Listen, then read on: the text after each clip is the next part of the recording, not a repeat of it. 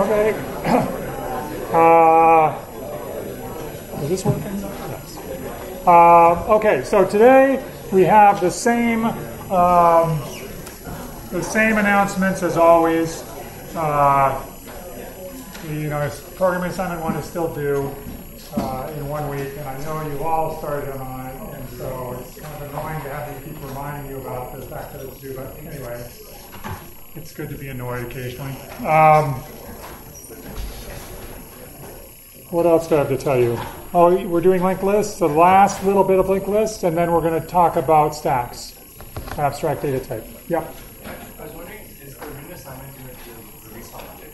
The written assignment is not going to be released until I write it, and that's not going to happen on Monday, but might be happening later that week. Well, you'll have a week to do the written assignment. So. But it won't be due next Friday. No. That would be cruel. No, we wouldn't do that.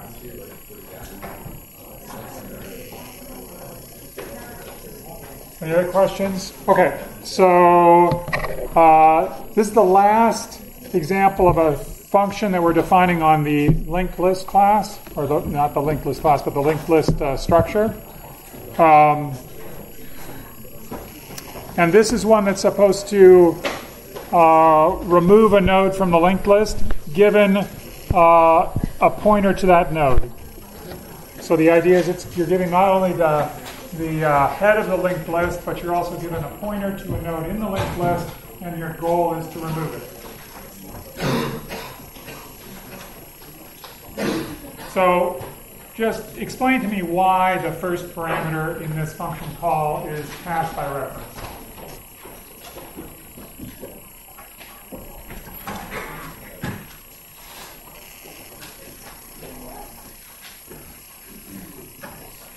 Yes. If you remove the first current, the head of the list, then you want to add the second column. Yes. The problem is that if I actually ask to remove the head of the linked list, then I have to update the variable head that's been passed in from the caller to reflect the fact that it now is a different starting point in the linked list.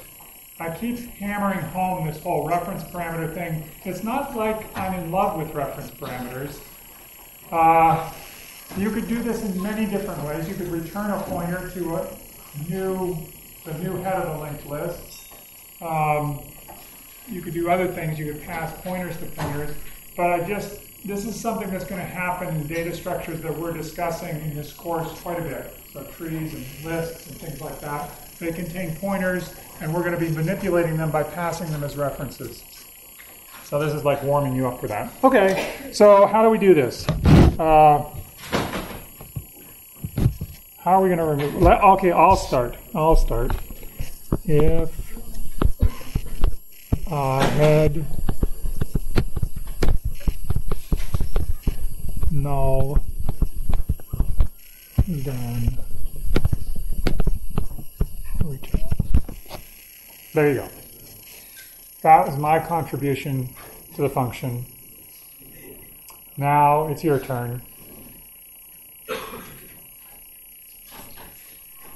What's the other thing that could happen?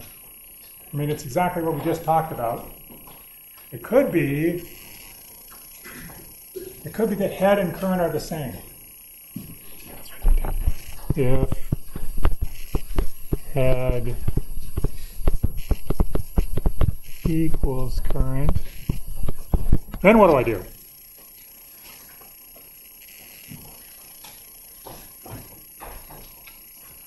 Oh, by the way, if you're worried about like the fact that this doesn't say delete node, it says remove node, that means I don't really want you to call delete within this function. I just want you to just unlink it from the linked list. Okay? You don't have to call delete, in other words. Yeah.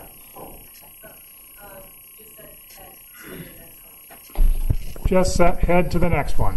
Exactly.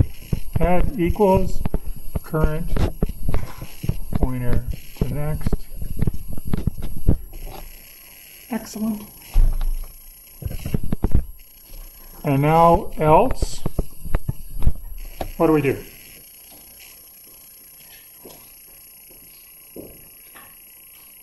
What's the smallest amount of code you could write right now to make this thing work?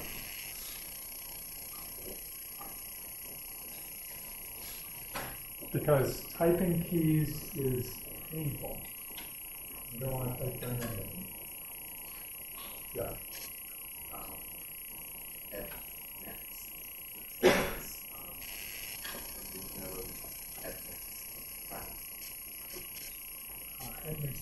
Oh, so just call remove node. So I got that part. Remove node returns nothing, so you don't want to set it to anything. But you want to say remove node something. So remove node, I like that. Remove node,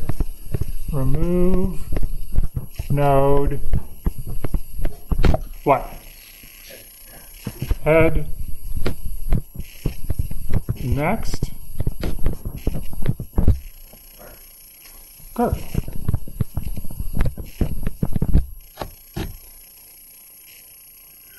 Yay.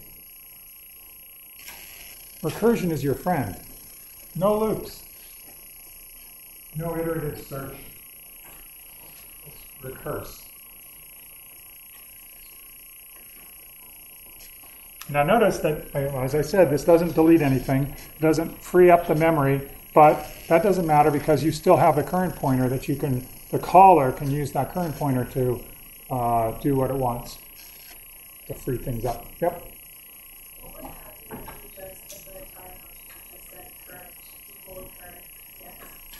What would happen if instead of this, and I'll write this in blue, there. What happens if instead we just said current, whoops. So say it again, current equals current next. That's the entire function?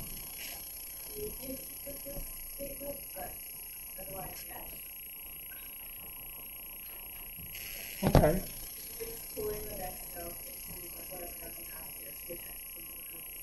Let's draw a picture. Can you see this? Do I have to turn the lights on or something? Everybody okay? Current. That's the next pointer for current. Whoops. Current is a pointer. It's pointing to something. And this is its next pointer. And you're saying what we should do is set current. Current isn't a reference parameter, sadly, but we could make it a reference parameter. Can we somehow copy the value in current with the next data value? And then the next pointer into this pointer? You know what? I wasn't going to tell you about this. But I'm glad you asked. So now I'll tell you about it. If you go to an interview, they will say, given a linked list, tell me a constant, we can talk about running time. How much time does this thing take? Oops, that's a really bad big O. Big O event. Yep. Okay, so now back to your thing. So they will say to you at an interview, how do you remove a node from a linked list if I give you a pointer to that node? And they will say the following thing. You should just, given that pointer, they won't tell you this, you're supposed to tell them because they're interviewing you, but given this pointer, all we have to do is just, let's suppose this is data A and this is data B. All we have to do is remove this node, but we can't remove the node because we don't have the person that's pointing to it, right? That's the problem. If we wanted to remove A from the linked list, all of the people out here would be lost. All the people this side would be lost. So what you're suggesting is we do the following. We just say suck B into here. So now B is the data carrier for this node. So bring it into this spot. And then jump over B. So what we'll do is we'll reroute this pointer to C. So we'll make this pointer point around that way. And then we'll kill this guy. That's the constant time solution to removing a node from a linked list. When doesn't this work? That's the second part of the interview question. When does this fail? Does everybody understand what I'm doing here? It's a rerouting of, it's a copying of data So that's kind of costly, so you can whine about that, but okay, fine. We copy some data, and then we have to get rid of a node, so we get rid of the next, the node that's pointed to by current. We get rid of this guy. Because we've copied the data, we're not removing the data, we reroute the pointer, the next pointer for B, we reroute it around C. Okay? That's the way it works. When doesn't this work? Part B of the question. Yes, in the red. When A is the last element. Yeah. When this current is the last thing in your linked list.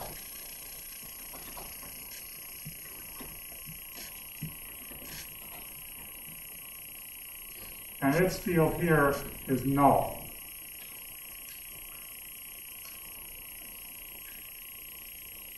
Interesting puzzle.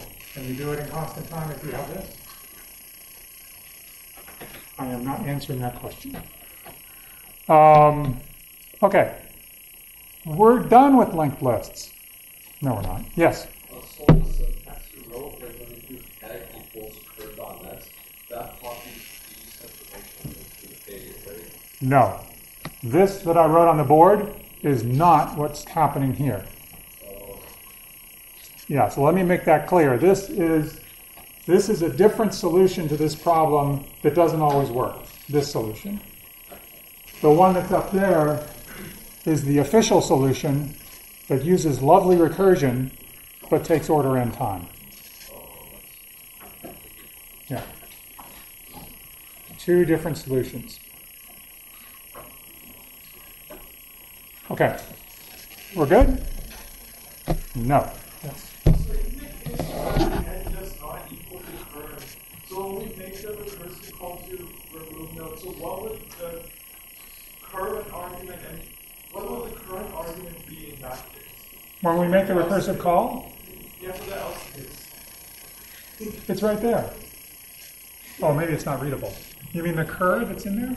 Like is it so like how are we changing No. that point of call? No, that's our handle. That's our thing that we're looking for. So think of this as like linear search. This is linear search, and then when you get to it, you kill it. Like a violent version of linear search. So you're looking for a pointer, you're looking for the current pointer, and when the current pointer is the thing that you hit, then you update. Also, if head doesn't equal to current, that means like current would be like further down the list. So that's why we keep the head arrow next. Correct. Oh, okay. These are all good questions, yeah? Wait, so like when you hit the current node, then what exactly happens? Like the head, isn't the head just pointing to like the one after it? So like you want it to like remove it. That's the magic of the reference parameter. So your head, this change that's occurring here when you set head equal to current pointer to next is the thing that's jumping over that current node. Yeah, so the head pointer will point to like the one after. No. When I make the recursive call here, I pass in a particular pointer, which is, let's say, that pointer right there. And now when I get to matching, when I make the call, head pointer, let's suppose this is current.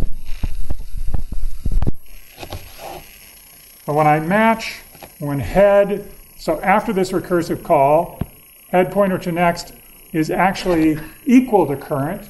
And so in this line of code, it's been set to be the current thing. And so what does it do? It reroutes it. It sets this thing to jump over and point to 5.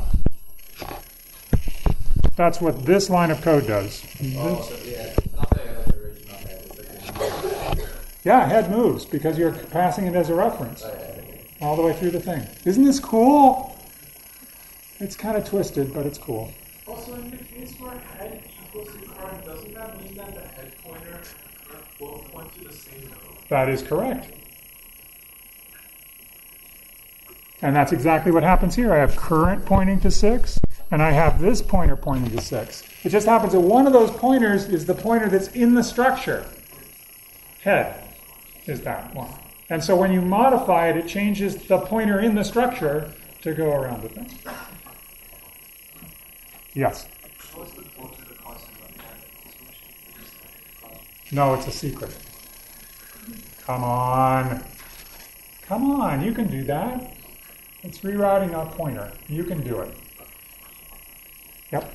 Sorry, so what you just said was that head is both a node and a pointer. Because like head is like the node, right? No, head is a pointer. Right, so all you're doing is rerouting the pointer. But like head, like when we get to curve, head will be the pointer that's equivalent to the node of curve. Head is the pointer in the structure that's pointing to the node that has the pointer curve.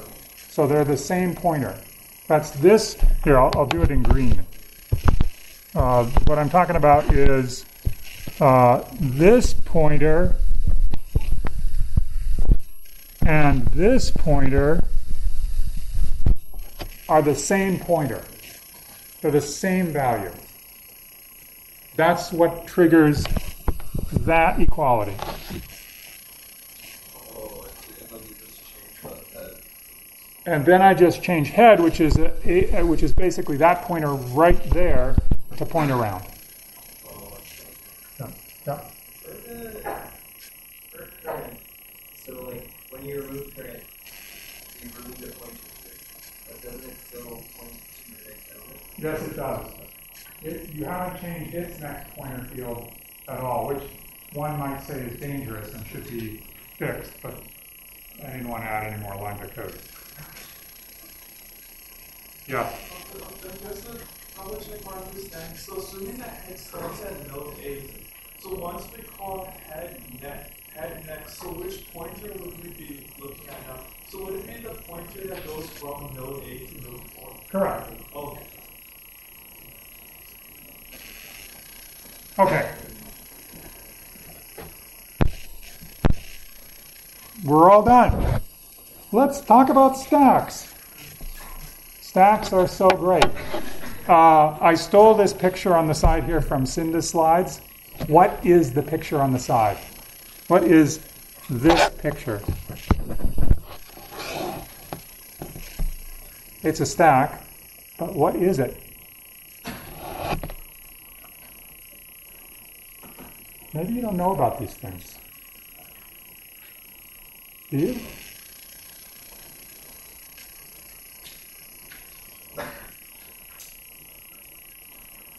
Anybody know what these things are? I'll give you a hint. It's a candy. It's a candy. No, it's not that. Why would I do that? I would... No. It's a candy. What kind of candy? Anybody know? You know. It's called Pez. Yeah, it's from like 1949 or something like that. This is the patent application diagram for Pez dispensers. Those things that have like Goofy on the top, or whoops, maybe I shouldn't say Goofy. I don't know. Bill Clinton on the top, and dispense little slots of candy out the side. That's the patent, and it's a stack.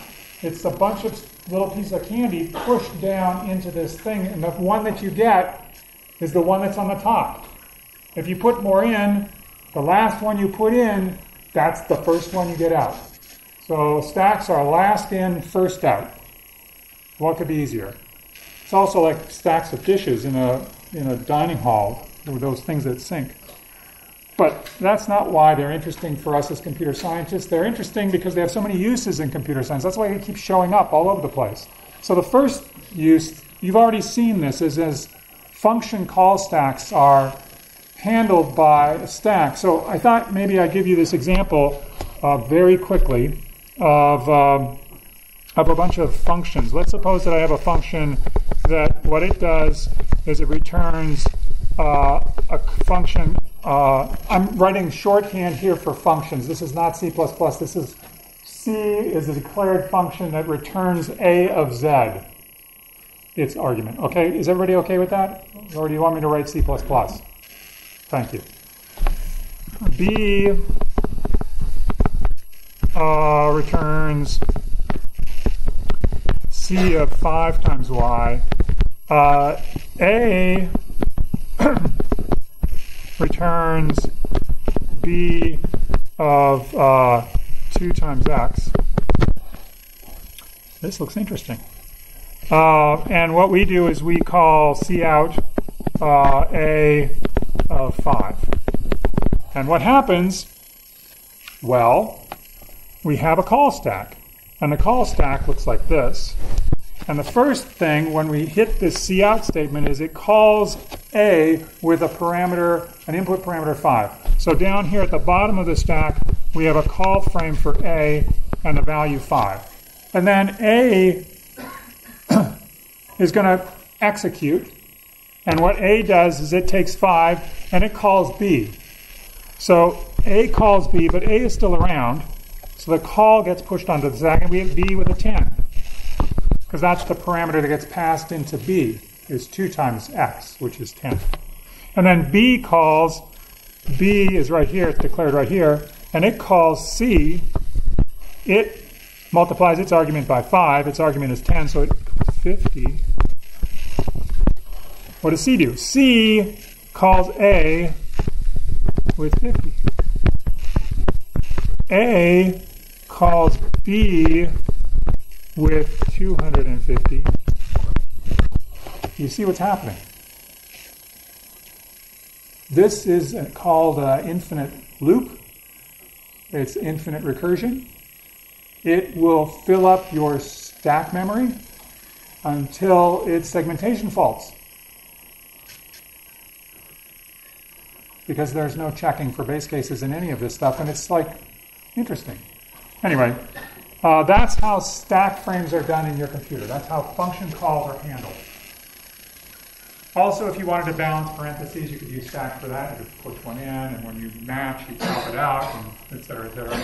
The other thing, reverse Polish notation. Does anybody know? Does anybody still use HP calculators? No? Oh well, that's how they work. You didn't have to type parentheses into your calculator because you just type everything in reverse Polish notation. So what that means is you would put in 3 and 7 and then plus, and what that meant was add the 2 things that are currently on the top of the stack. So push 3, push 7, then perform a plus, which adds those 2 elements. And then push 4, push 9, do a subtraction of 4 and 9, and then multiply those 2 things. Always the operation would be performed on the 2 things at the top of the stack. Now you're thinking to yourself, reverse Polish notation, for goodness sakes. This is Computer Science 221 in 2019. Nobody does this kind of stuff. Wrong. Java's virtual machine is a stack machine. It doesn't have registers, it has stack. It uses the stack to do its operations. And if you think you never use Java, okay, maybe you don't. But you do use PostScript every time you print stuff. PostScript is a printing language. It's a language. And it's a stack-based language as well. Pushes the arguments onto the stack and performs the operation on the 2 elements that are at the top of the stack, or 3 if it's a ternary, or 4 if it's a quaternary. Always operating on the stack. Finally, there's depth-first search. We'll talk about depth-first search a little bit later when we're talking about graphs, but essentially the idea is that you're pushing, like you're in a maze, and there's 4 rooms to explore. This is one of those haunted house mazes. Somehow you've been separated from your friends, and there's a beast, and you want to get out, and you have to search. So what you do is you push the 4 rooms onto your stack, you pop one, step into it, push the rooms that you can get to from there onto your stack, pop one, step into it, oh no, back up, pop, etc. That's depth first search. You search deep rather than shallow. Breadth first is the other one. You go shallow. Okay, everybody well motivated to study stacks now? Now you know everything about stacks? Great. Here is the abstract data type for a stack, and this An abstract data type is a list of the functions that the data structure provides, but with no details about the implementation. C++ has a mechanism for specifying abstract data types. It's the class object. And your class is a thing that can provide public functions like here. We have create a stack, we have push, we have pop, we have isEmpty. Those are the functions that are provided to the public for the stack class. But the private part, the inside, under the hood, how is this implemented part, that's not part of the abstract data type. This abstract data type is a specification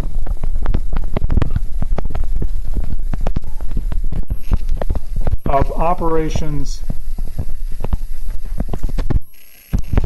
that the data structure supports. Typically with some comments to tell you what those operations actually mean, but with stacks, you already know what they all mean. Okay, so let's just do an example to make sure everybody's on the same page with respect to stacks. Here's a sequence of push and pop operations. I would like you to tell me the order in which the pop operations, if I see out at each one of these pop operations in order, what is the order of things that I would see? I'll give you 10 seconds to figure this out.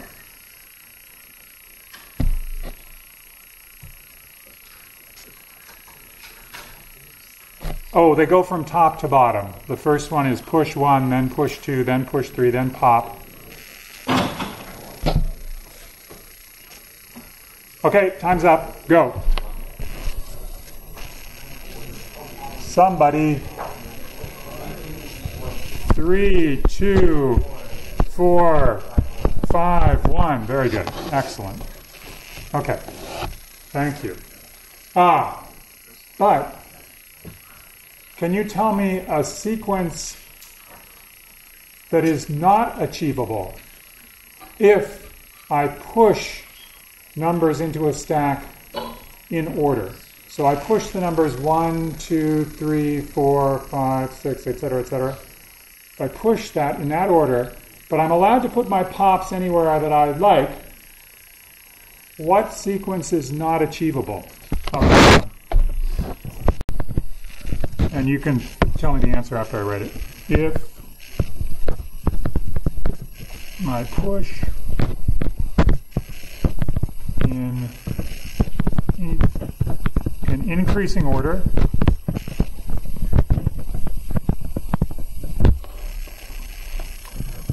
what orders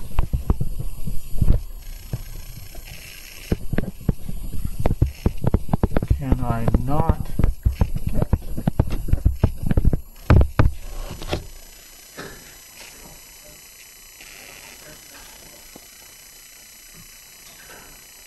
Maybe I'll just ask you a simpler question. What orders of 3 things, 1, 2, 3, can I not get?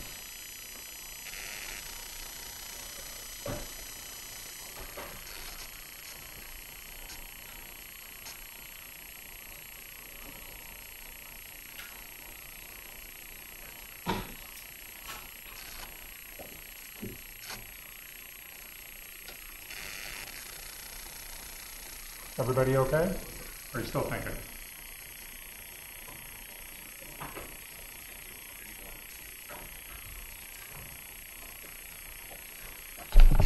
Three, 1, 2. You can't do 3, 1, 2. Why? Because when you output 3, what does your stack contain? 1 and 2. And what order are they in on your stack? 1 must be below 2 because it was pushed before 2 was pushed. So I told you the order was push 1, push 2, push 3. No matter what, if 3 is the thing that's output, 1 and 2 have to be on the stack and 1's below 2. So you can't get 3 and then 1 and then 2 because if you pop from that stack, you'll get 2 first. Okay, excellent. Now, everybody understands stacks perfectly. Any questions? No? Yes? You're just saying that's not the order. No. Oh, no. I don't have to get 3. If you put out 3, though, you're going to get 2 and then 1.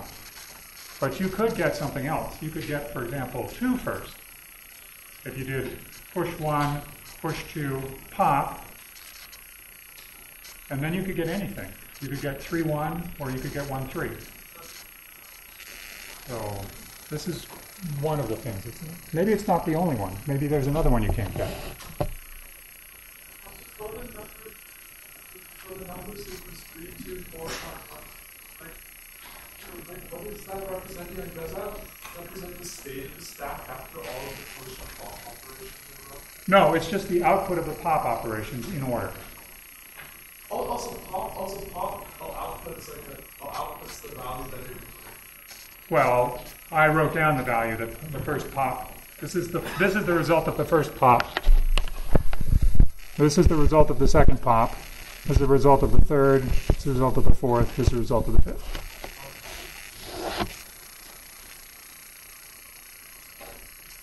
Okay, great. Do you feel a little increased sense of urgency in this lecture? No?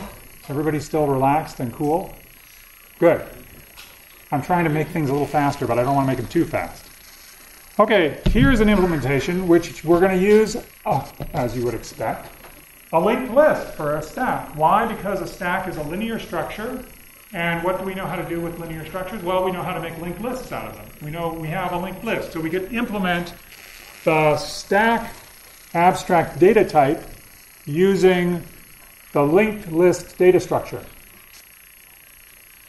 That's what we'll do first.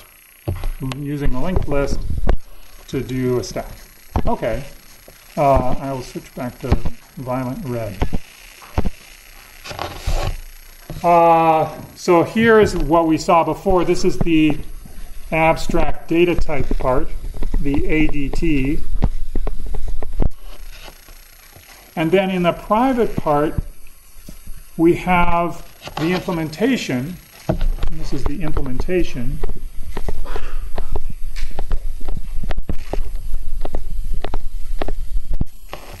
As a linked list. And it's the same as what we saw before. We have a structure, a node structure, which contains data and next field. It's all kind of crammed together, I'm sorry, but I didn't have room. And then there's a constructor, which takes data and a pointer and creates a new node. Same as what we had before, but in addition, at the very bottom, there's a private member variable called top, which is a pointer, which you can guess what that is. It's a pointer to the top of the stack. So as you see above, there's top. It's pointing to the first element in the linked list. Okay. So now, if we want to push something onto the linked list, we know how to do that because we did it before. Insert at front. That's insert at front. Insert at front.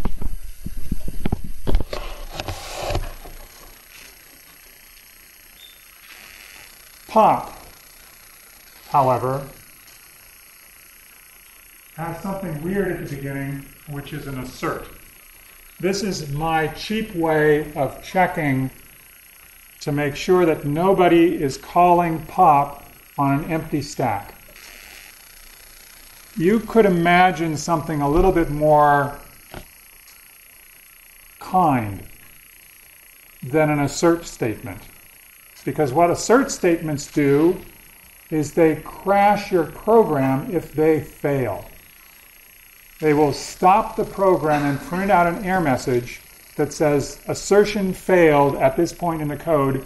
They will not recover. They will not tell the user that something went wrong. They will just crash. Okay? So don't use asserts unless it's for you and for me. You know, asserts are like things to check stuff that really should be true. probably what you would do here is you would check to see if it was empty, and if it was empty, you would say, I won't do anything, I'll just let the user keep going, or maybe I'll put in a warning, somebody tried to pop from an empty stack or something nice like that. No. In this one, we just crash. Assert. Asserts are very useful in your code for you, the programmer, because they test conditions that you believe to be true. And if they crash, if it's not true, you want to know about it when you're programming. So use asserts to test your assumptions. Here I'm using it for, that word is assumptions. Here I'm using it to act in the way of an error check for the user, but for you it would be something like assert that the following thing is true about the input that I'm receiving because I believe that it's always the case. Assert that n is bigger than 0. Assert that something, something, something. Okay, great. Now, well, we do exactly what you would expect. We have to get the top element's data. That's the return value from the top.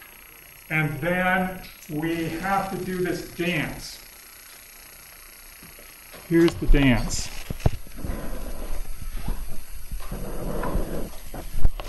That dance is the pointer deallocation freeing dance. We stash away the current value of top in something called temp.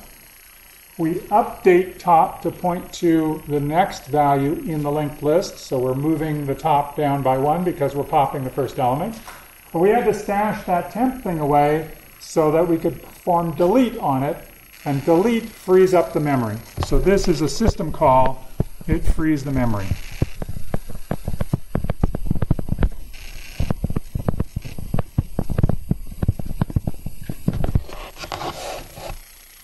Why do we have to do this little dance? Why can't we just delete temp? Or no, delete top, top equals top pointer to next.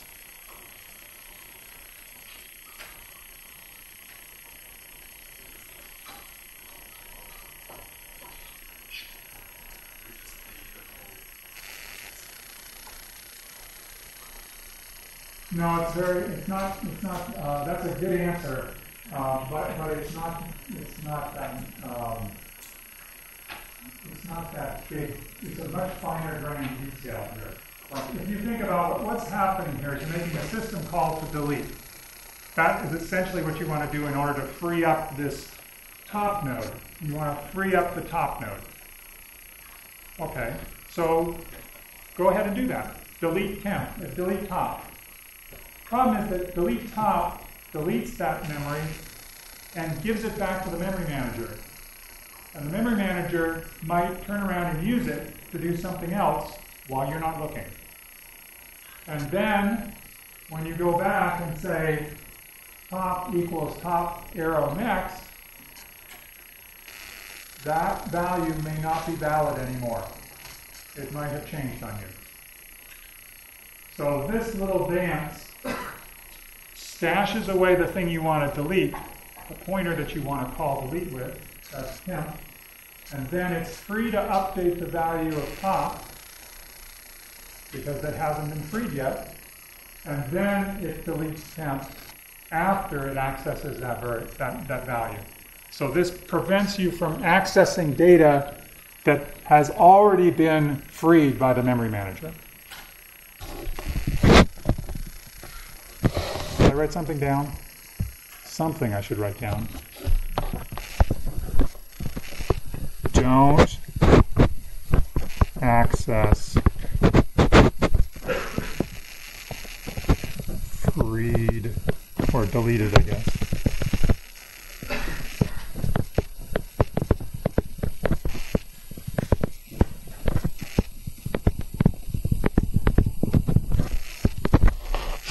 Don't access deleted memory. That's what this whole little dance is about.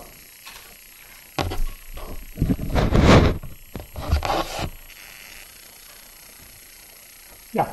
Can you call if it removes both the node pointer and the node that is being referenced?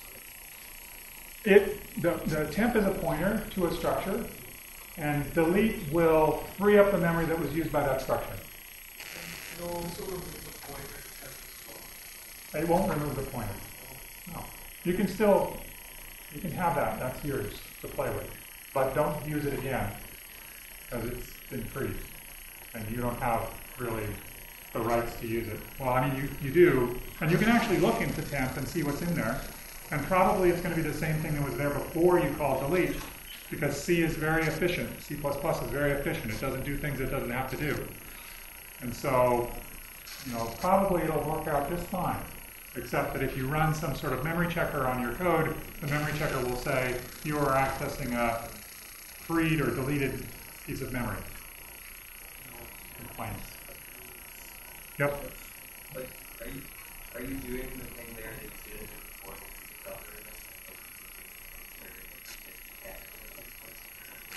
the You mean just in the first slide of the lecture?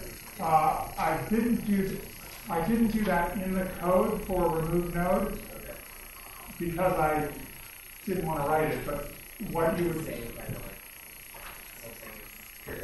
it is true. If I did do that delete inside the code, I would have to make sure that I rerouted things before I performed the delete. But in that code, I actually never modified current.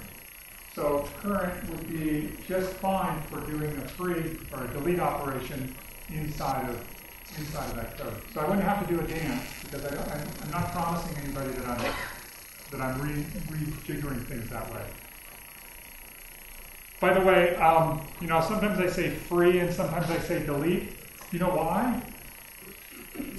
Because delete used to be called free. In C, it was free. And then now it's delete. And delete is so much better than free. In many, many ways. It does a lot of exception checking and blah, blah, blah, blah. But anyway, I still remember free. Okay. Wonderful. How much time does this take?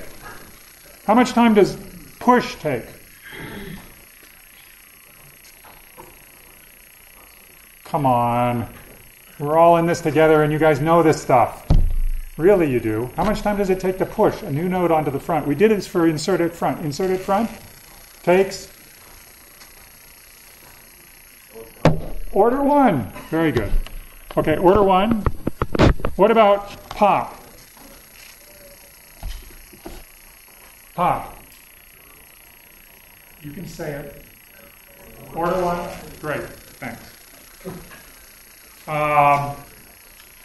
Let me ask you a question. Would it matter if I, instead of defining top to be the beginning of the linked list, I defined it to be the end of the linked list? So I have, this is top. This is where everything's going to happen.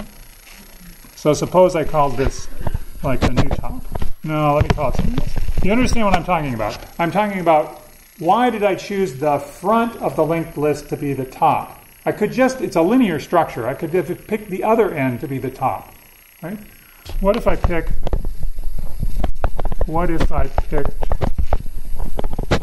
I didn't do this, but what if I picked the end to be top?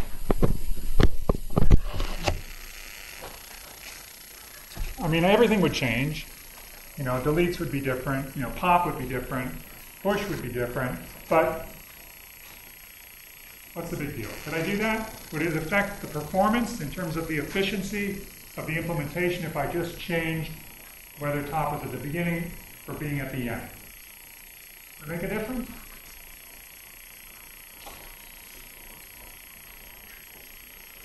Singly linked list. This is a singly linked list. That means it only has links going one direction. Would it make a difference? This is worthwhile thinking about for you if you're feeling a little uncertain about linked lists. This is a good thing to think about. It's the sort of question that sort of will test whether you understand the limits of linked lists, singly linked lists.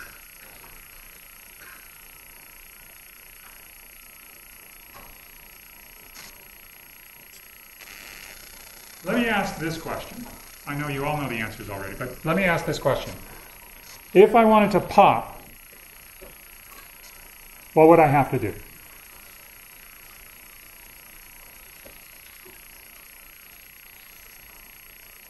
I have the pointer, top is pointing at the end of the linked list. I want to pop. I want to remove that thing. What would I have to do?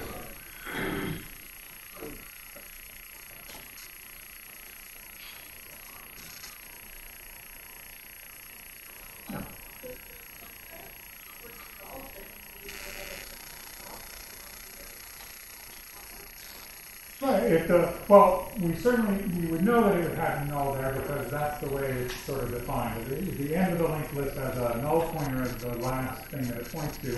And so you're absolutely right. The last element there would have a null value as the next field. And I have a pointer to it. I have top. It's pointing right to that last node up there. So that's my new way of doing things. And so you can say, yeah, sure. It's great because it has a null pointer there. You don't even have to worry about anything. Just free it. Just get rid of it, and we're done. Are we done? No, we're not done. Why? Yeah, because B is pointing to A, and we want B to point to nothing. We have to get back to B to make it point to nothing, if we wanted to do it this way. But maybe we don't. Maybe we don't care. Maybe we just throw it away. Who cares? Who cares if that pointer is null, really? Really, who cares? Okay, so let's just free. So pop is just pull out the value that's in that thing that's being pointed to by top, return it after you've deleted the node. Everybody happy with that? Constant time works perfectly.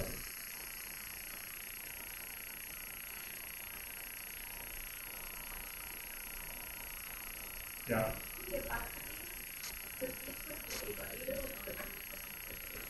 That's right. Why is that a problem?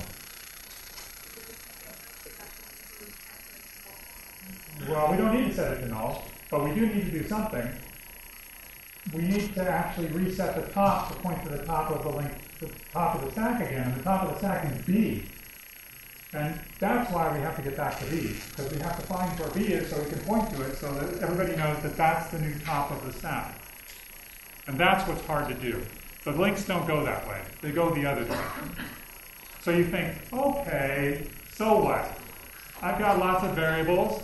I'll have next top, which is a pointer to the thing that comes right before top.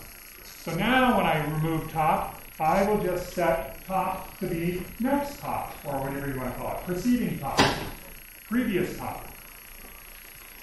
Solved! No. Because how do you update previous top? Right? You have to back it up too. So yeah, it doesn't work. Too bad. It's slower. It can be done, but it's slower. You basically have to run from the front of the linked list all the way down to update the pointers. Anyway, that's a good exercise to think about. It's a good exercise to think about when you're trying to implement something with a linked list structure, is which direction it should go. Hold on, wait, hold it, just a second. Oh no, we can't do this. All right, go. You can go. We don't have time.